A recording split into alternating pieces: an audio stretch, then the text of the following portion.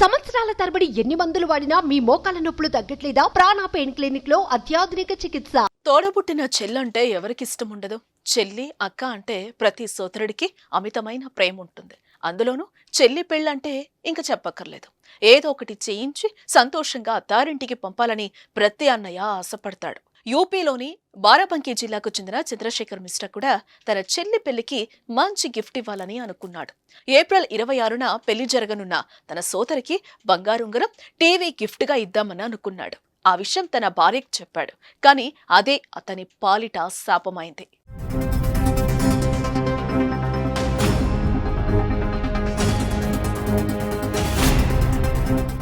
ఖరీదైన బహుమతులు ఇచ్చేందుకు మిశ్రా భార్య ఒప్పుకోలేదు.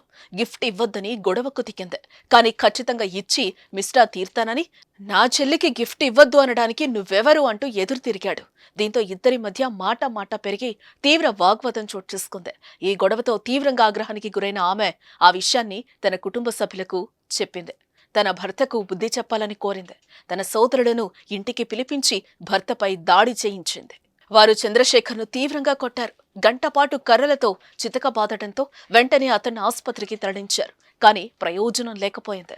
అప్పటికే చంద్రప్రకాష్ చనిపోయినట్లు డాక్టర్లు నిర్ధారించారు. దీనిపై పోలీసులు కేసు నమోదు చేసి దర్యాప్తు చేపట్టారు. మృతుడి భార్యను, ఆమె సోదరులను, మరో ముగ్గురిని పోలీసులు అరెస్టు చేశారు. చెల్లి పెళ్లికి గిఫ్ట్ ఇద్దామనుకున్న భర్తను చంపించిన భార్యను కఠినంగా శిక్షించాలని డిమాండ్లు వ్యక్తమవుతున్నాయి.